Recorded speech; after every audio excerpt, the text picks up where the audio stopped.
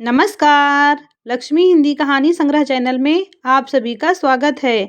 मेरी पत्नी रोज शाम को मुझसे पनीर मंगवाती थी, लेकिन सुबह तक न जाने वह सारा पनीर क्या करती थी। जब मैं उससे पूछता तो वह कहती कि पनीर बिल्ली खा गई। वह जब सुबह उठती तो ऐसी लगती थी जैसे कोई 16-17 साल की लड़की हो। एक दिन रात के करीब 12 बजे थे जब मेरी पत्नी को लगा कि मैं सो गया हूँ, इसीलिए वह उठकर बाहर चली गई। मैं भी उसके पीछे पीछे गया, पर किचन का मंजर देखकर मेरी तो जान ही निकल गई थी। मेरा नाम कमल है। बचपन में ही मेरे पिताजी की मृत्यु हो गई थी। जब मेरी उम्र 20 साल की हुई तो मेरी मम्मी ने एक दिन मुझसे बहुत ही अजीब बात कही थी, जिसे सुनकर मैं काफ़ी हैरान हो गया था। मेरी मम्मी ने मुझसे कहा कि मैं तुम्हारी शादी करवाना चाहती हूँ और तुम्हारे लिए मैंने लड़की देख ली है। एकदम से यह बात सुनकर मैं काफ़ी उलझन में पड़ गया था, क्योंकि मैं शादी के लिए अभी बिल्कुल भी तैयार नहीं था। मैंने अपनी मम्मी को मना कर दिया और कहा कि मुझे कुछ और वक्त चाहिए।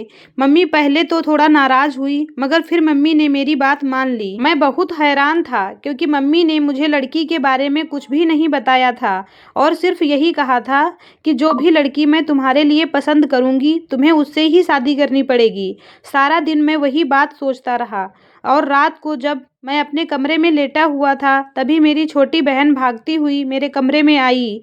उसकी सांसें फूल रही थी। उसकी हालत देखकर मैं घबरा गया और पूछा कि क्या हुआ है। उसने जो खबर मुझे सुनाई वह सुनकर मेरी तो जैसे जान ही निकल गई हो।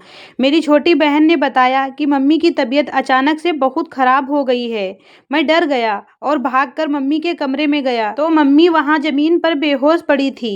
यह देखकर मैं बहुत ज्यादा घबरा गया।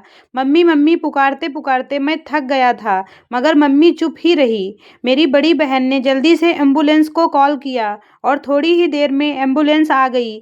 मैं और मेरी बड़ी बहन मम्मी को लेकर अस्पताल चले गए। डॉक्टर ने मेरी मम्मी का चेकअप करने के बाद बताया कि आपकी मम्मी को दिल का दौरा पड़ा है। सुबह मेरी मम्मी की तबीयत थोड़ी ठीक हुई थी। डॉक्टर ने हमसे कहा कि हम मम्मी को परेशानी और टेंशन से दूर रखेंगे, नहीं तो उनकी जान को खतरा है। हम सब मम्मी की सेवा करने में लगे थे कि एकदम से मम्मी ने मेरे सर पर हाथ रखा और कहने लगी कि बेटा, मेरी जिंदगी ना जाने और कितनी बाकी है। मेरी हालत ठीक नहीं है। मैं चाहती हूँ कि तुम मेरे मरने से पहले ही शादी कर लो। मैं तुम्हें शादीशुदा देखकर सुकून से मरना चाहती हूँ। मम्मी की ऐसी बात सुनकर मैं मना तो बिल्कुल भी नहीं कर सकता था, इसीलिए मैंने हाँ कर दी। मम्मी बोली कि बेटा, तुम उसी लड़की से शादी करोगे जिससे मैं बोलूँगी। मैंने हाँ में सर हिला दिया। फिर थोड़ी देर बाद अस्पताल में ही एक लड़की मुझसे मिलने आई, जिसने सलवार सूट पहन रखा था, और अस्पताल में ही एक वकील को मेरी मम्मी ने बुला लिया था। फिर उसी वक्त मम्मी ने हम दोनों की कोर्ट मैरिज करवा दी। फिर मम्मी ने कहा कि तुम अपनी पत्नी को लेकर घर चले जाओ, तुम्हारी बहन मेरे पास अस्पताल में रुक जाएगी। मैं इस शादी से खुश तो नहीं था, लेकिन फिर भी अपनी वाइफ का चेहरा देखने के लिए मैं बहुत बेताब था। मेरी बहन मम्मी के पास रुक गई और हम घर आ गए। मेरी पत्नी ने घूंघट ओढ़ रखा था। मैं जब कमरे में पहुंचा तो मुस्कुराते हुए मैंने अपनी वाइफ का घूंघट उठाया। तभी उसका चेहरा देखकर मैं दंग रह गया। मेरे सामने जो मेरी पत्नी बैठी हुई थी वह तो बहुत ही ज्यादा खूबसूरत थी, लेकिन शायद वह उम्र में मुझसे 2-4 साल बड़ी थी। यह सब देखकर मैं दंग रह गया और फौरन कमरे से बाहर चला गया।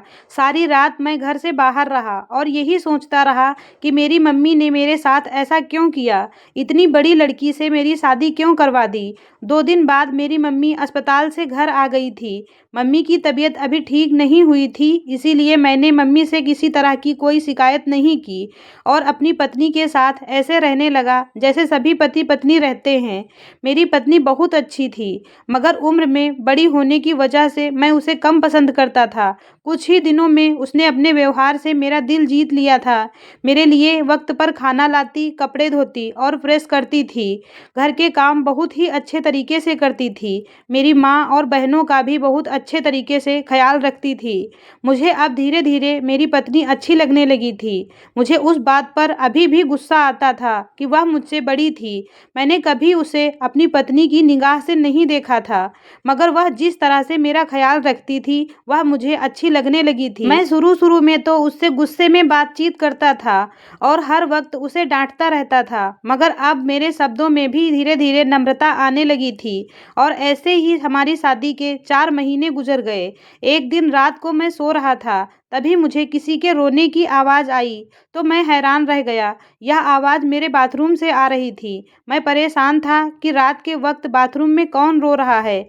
मैंने दरवाज़ा खटखटाया तो थोड़ी देर बाद मेरी पत्नी बाथरूम से बाहर आई। मैंने उससे पूछा कि तुम अंदर क्यों रो रही थी? तो उसने कहा, मैं तो नहीं रो रही थी, आपको कोई गलतफहमी हुई है। लेकिन मुझे यकीन था वह सच में रो रही थी। ऐसे ही दिन गुजरते गए। मैं अपनी पत्नी को अक्सर रोता हुआ देखा करता था और जब उससे रोने की वजह पूछता तो वह मुझे कुछ भी नहीं बताती थी। यह चीज़ मुझे बहुत परेशान करती थी कि मेरी पत्नी आखिर क्यों रोती है। मैं उसकी वजह जानना चाहता था। एक दिन मैं ऑफिस से घर आया तो मैंने देखा कि मेरी बहन मेरी पत्नी को बहुत डांट रही थी। पता नहीं क्यों उन दोनों के बीच झगड़ा हो रहा था। मेरी दीदी मेरी पत्नी को कह रही थी कि तुम मनहूस हो, तुम जैसी बदसूरत औरत की वजह से हमारा घर बर्बाद हो गया है। हमारे भाई को तुमसे भी खूबसूरत लड़कियां मिल सकती थी। मैं फौरन दीदी से बोल पड़ा, दीदी आप क्या कह रही हैं और इस शादी में इसकी क्या गलती है? फिर मैं हाथ पकड़कर चुपचाप अपनी पत्नी को कमरे में ले आया था। अब ऐसा अक्सर होने लगा था कि मेरी बहन मेरी पत्नी को अक्सर डांटती रहती थी। शायद मेरी पत्नी इसी वजह से रोया करती थी। अब मैं अक्सर अपनी बहनों से अपनी पत्नी के लिए लड़ जाता था। वक्त ऐसे ही गुजरता गया। मैं अपनी बहनों से पत्नी के लिए लड़ता तो वह मेरी पत्नी के खिलाफ मुझे भड़काती और मेरी पत्नी के खिलाफ बातें करके मेरा दिमाग खराब कर देती थी। मेरी बहनें मेरी पत्नी की ऐसी ऐसी बुराइयां करती कि मुझे अपनी पत्नी पर गुस्सा आता था। मुझे लगता कि पता नहीं मेरी पत्नी सही है या फिर मेरी बहनें, इसमें से कौन झूठ बोल रहा था यह मुझे नहीं पता था। अब मेरी माँ ने भी मेरी पत्नी के खिलाफ मुझे उकसाना शुरू कर दिया था। जब माँ ने मेरी पत्नी की बुराई बताई तो मुझे यकीन हो गया कि गलती मेरी पत्नी के अंदर ही है। उस रात मैंने अपनी पत्नी को बहुत डांटा था। मुझे बहुत दुख हुआ था, मगर क्या करता, माँ ने शिकायत की थी। वह चुपचाप बैठकर मेरी डांट सहती रही। वक्त गुजरता जा रहा था और मेरी पत्नी के खिलाफ मेरी बहनों की शिकायतें बढ़ती जा रही थी। मैं भी अब अपनी पत्नी से परेशान हो गया था। मैं अब उससे बहुत कम बातचीत करता था। वह मेरे लिए खाना लाती तो मैं जानबूझकर खाने में कोई न कोई कमी निकालकर उसे डांटता रहता। मेरी पत्नी से घर के सभी लोग तंग आ चुके थे। एक दिन मेरी दीदी ने मुझसे कहा कि तुम अपनी पत्नी को छोड़ दो। यह सुनकर मेरा दिमाग थोड़ा सा घूम गया था। मैंने अपनी दीदी से कहा कि मैं ऐसा नहीं कर सकता। दीदी ने मुझसे कहा कि वह मम्मी को मना लेंगी और मेरी शादी अपनी सहेली से करवा देंगी। मैं पहले तो नहीं माना, मगर 3-4 दिन बाद मेरी दीदी ने मुझसे कहा कि उन्होंने मम्मी को मना लिया है। फिर मैं राजी तो हो गया था, मगर मैं ऐसे तो उसे नहीं छोड़ सकता था। फिर एक दिन मेरी पत्नी मेरे लिए खाना बनाकर लाई तो खाने में थोड़ा सा नमक ज़्यादा था। मैंने सोचा कि इससे सही मौका अब दोबारा नहीं मिलेगा। मैंने सोचा नमक ज़्यादा होने का बहाना करके अपनी पत्नी को खूब डांटूंगा और उससे डाइवोर्स लेने की बात भी कह दूंगा। मैंने उसे डांटना शुरू कर दिया, लेकिन जैसे ही मैंने उसे छोड़ने की बात कही तो वह जोर जोर से रोने और चीखने लगी। उसकी आवाज़ सुनकर वहाँ बहुत सारे लोग आ गए और उन्होंने पुलिस को भी बुला लिया था। इसी वजह से मैं अपनी पत्नी को तलाक देने में रुक गया। मुझे थाने ले जाया गया, लेकिन मामले को पुलिस ने सुलझा दिया और मेरी पत्नी ने भी मुझे माफ़ कर दिया था, जबकि उसकी कोई गलती भी नहीं थी। उस दिन के बाद से मेरी पत्नी कुछ नहीं बोलती थी। वह हर वक्त चुप सी रहती थी। बस रात होते ही वह मुझसे पनीर मंगवाती थी। उसके अलावा खाने में वह कुछ भी नहीं मंगवाती। मैं बहुत परेशान हो गया था और उसे पनीर लाकर भी देता। शाम होते ही मेरी पत्नी मेरा इंतजार करती रहती थी। मुझे देखते ही उसकी आंखें चमक जाती और वह मुझसे रोज पनीर की थैली पकड़ लेती और चुपचाप अंदर चली जाती। इस बात से मैं हैरान था कि वह हर रात मुझसे पनीर क्यों मंगवाती थी और सुबह मैं जब उससे पूछता तो कहती पनीर बिल्ली खा गई। इसी वजह से मैं दोबारा पनीर मंगवा रही हूँ। मैं उसकी बात मान लेता और दोबारा अपनी पत्नी के लिए पनीर लेकर आता। लेकिन मैं हैरान इस बात से था कि जितना पनीर मैं लाता था उतना कोई इंसान सारी रात खाता रहे तो भी ना खा सकेगा, फिर एक बिल्ली कैसे खा सकती थी। काफ़ी दिन गुजर गए थे और मैं रोज़ अपनी पत्नी को पनीर लाकर देता और वह पनीर सुबह गायब हो जाता था। मेरी मम्मी और बहनें भी इस बात पर गुस्सा करने लगी थी कि तुम्हारी पत्नी उस पनीर का आखिर करती क्या है। मैं थोड़ा अफसोस के साथ कहता कि मुझे नहीं पता, बस वह रोज ऐसा ही कहती है कि बिल्ली पनीर खा गई। इस पनीर वाली बात को मेरी दीदी ने सर पर सवार कर लिया था और ठान लिया था कि उस बिल्ली का राज खोलकर ही रहेंगी। मेरी दीदी ने मेरी पत्नी पर कड़ी नज़र रखनी शुरू कर दी, क्योंकि मेरी दीदी को मेरी पत्नी पर अजीब सा शक हो गया था। अब मेरे और मेरी पत्नी के बीच सब कुछ ठीक होने लगा था। अब मैं उसे डांटता भी नहीं था और उसका ख्याल रखता था और खुद अपनी खुशी से रोज रात को पनीर उसे लाकर देता था। मेरी माँ और बहनें अब अगर मेरी पत्नी के खिलाफ कुछ भी कहती तो मुझे कोई फर्क नहीं पड़ता था। मैं उनकी किसी भी बात पर यकीन नहीं करता। मेरी बहन ने भी इस बात पर हैरानी जताई कि मुझे एकदम से क्या हो गया है और मैं अचानक से जोरू का गुलाम कैसे बन गया। मुझे अब मेरी पत्नी से बहुत लगाव हो गया था। उसके साथ रहना, वक्त गुजारना मुझे बहुत अच्छा लगने लगा था। ऐसे ही 2 महीने बीत गए। मेरी पत्नी के बारे में मेरा नजरिया अब बहुत बदल गया था। वह जब भी सुबह जागती तो मुझे 16-17 साल की लड़की जैसी जवान लगती थी। मुझे अब मेरी पत्नी और भी खूबसूरत लगने लगी थी, जैसे वह कहीं की परी हो। मुझे बहुत अफसोस होता था कि इस हसीन लड़की को मैं कैसे मारता था। मैं अपनी पत्नी से बीते हुए कल की माफ़ी मांगता। अब हर वक्त मेरी पत्नी के पास रहने को मेरा दिल करता था। मुझे ना सिर्फ हर वक्त उसके साथ रहना बल्कि उसके लिए खाना बनाना और उसकी सेवा करना मुझे बहुत अच्छा लगता था।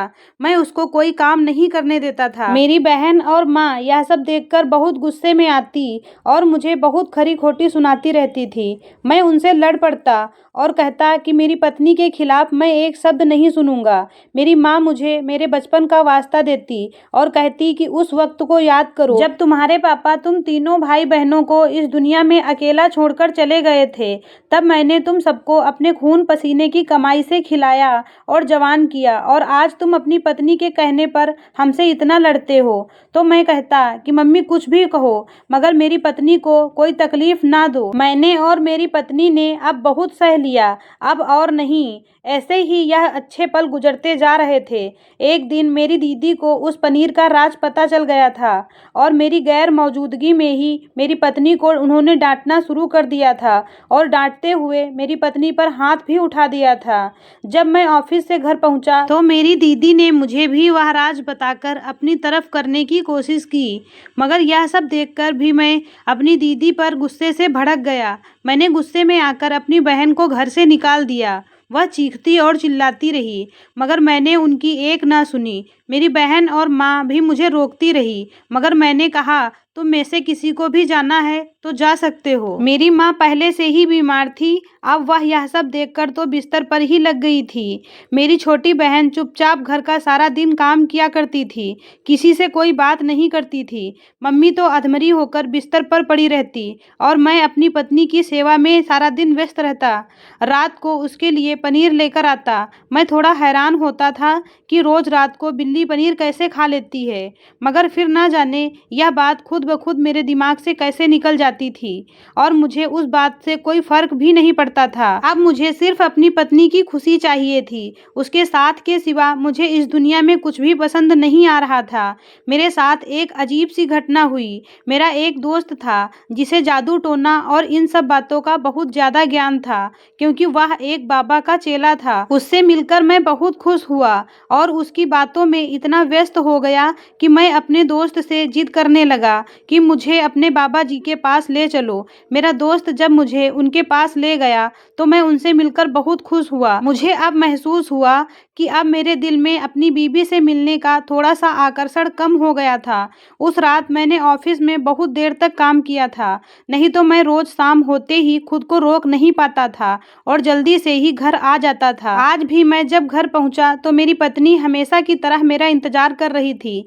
मैंने पनीर का थैला उसे पकड़ाया और आराम करने के लिए अपने कमरे में चला गया। आज मुझे नींद नहीं आ रही थी, बल्कि उस बात का एहसास हो रहा था कि अपनी माँ और बहनों के साथ मैंने बहुत गंदा व्यवहार किया है। यही सब सोचते हुए मैं अपनी आंखें बंद किए बेड पर लेटा हुआ था। तभी एक अजीब सी घटना मेरे साथ हुई। मेरी पत्नी आधी रात के वक्त बिस्तर से उठी और मुझे गौर से देखने लगी। जब उसे यकीन हो गया कि मैं सो रहा हूँ तो वह बिस्तर से उठी और कमरे से बाहर चली गई। मैं भी हैरान था कि मेरी पत्नी इस वक्त कहाँ जा रही है। मैं भी बिस्तर से उठा और धीरे धीरे उसके पीछे चलने लगा। वह कमरे से निकलती हुई किचन में गई और दरवाजा अंदर से बंद कर लिया। मैं बाहर खड़ा हुआ था और चुपचाप अंदर देखने लगा। जब मैंने अंदर का मंजर देखा तो मैं दंग रह गया। अंदर मेरी पत्नी ने अपने चारों तरफ दियों से एक गोला बना रखा था और बहुत ही तेज रफ्तार में झूमते हुए पनीर पर कुछ पढ़ रही थी कि एक आम इंसान उसके बारे में कुछ समझ ही नहीं सकता था। मुझे यह सब देखकर घबराहट महसूस हो रही थी और मुझे डर लग रहा था। मैं जल्द ही वहां से चला गया और अपने कमरे में जाकर चुपचाप सो गया। सुबह उठा तो उठकर पूजा करने मंदिर चला गया। मंदिर में भगवान के सामने अपना सर झुकाकर अपनी गलतियों की माफ़ी मांगने लगा। फिर मैं मदद के लिए अपने उसी दोस्त के पास गया और सारी बात उसको बताई। तब मेरे दोस्त ने मुझसे एक एक बात पूछी और फिर जो बात मुझे उसने बताई, यह सुनकर तो मेरे होश ही उड़ गए थे। मेरे दोस्त ने बताया कि मेरी पत्नी मुझ पर काला जादू करती है। यह सुनकर मेरी जान निकल गई थी। मैंने अपने दोस्त से पूछा कि तुम्हें पूरा यकीन है ना? तो उसने कहा, मुझे पूरा यकीन है। तुम्हारी पत्नी तुम पर काला जादू करती है और तुम्हें अपना बनाना चाहती है। इस काले जादू की वजह से तुम हमेशा अपनी पत्नी के बारे में ही सोचते रहते हो और अपनी माँ और बहन के साथ बहुत ही गंदा व्यवहार करते हो। यह सब सुनकर मुझे एहसास होने लगा था कि 1 साल से मैं जो कुछ भी कर रहा था वह सब मेरी पत्नी उस काले जादू की वजह से मुझसे करवा रही थी। मैंने सारी बात अपने दोस्त को बताई तो उसने मुझे एक बोतल में पानी बनाकर दिया और कहने लगा कि अपने घर ले जाओ और इसे सुबह पीकर पूजा पाठ करना। अब मैं पहले से अच्छा महसूस कर रहा था। शायद उसके काले जादू का असर मेरे ऊपर कुछ कम हो रहा था। मैं अब रोज रात को उसका पीछा करता और किचन में जाकर देखता कि वह क्या करती है।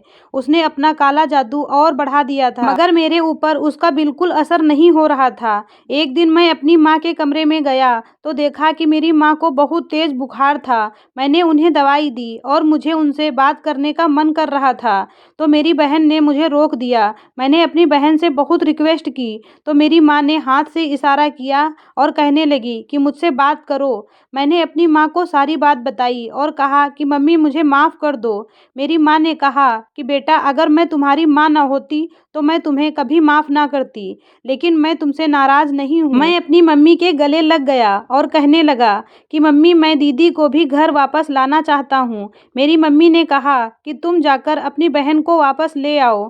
फिर मैंने मम्मी से पूछा कि आपने मेरी शादी इतनी बड़ी उम्र वाली लड़की से क्यों कर दी थी? मम्मी कहने लगी कि तुम्हारे पापा के एक दोस्त थे जिन्होंने मरने से पहले तुम्हारे पापा से यह वादा किया था कि उनकी इकलौती बेटी की शादी अपने बेटे से ही कर लेना। मैंने अपनी मम्मी को फिर से गले लगाया और कहने लगा, मैंने आपके साथ बहुत ही गंदा व्यवहार किया है। मैंने आपको बहुत ही गलत समझा। मम्मी ने मुझे थपकी दी और मेरे आंसू पोंछे और कहा कि कल हम तुम्हारी बहन को लेने जाएंगे। उस रात फिर मैं रोज की तरह अपनी पत्नी के पीछे गया और उसे छुपकर देख रहा था, मगर उसकी नज़र मुझ पर पड़ गई तो वह जोर जोर से चीखने लगी और फिर मेरे कदमों में आकर गिर गई क्योंकि उसका राज खुल गया था। तभी वह मुझसे कहने लगी कि तुम्हें हासिल करने के लिए मैंने अपना सब कुछ बर्बाद कर दिया।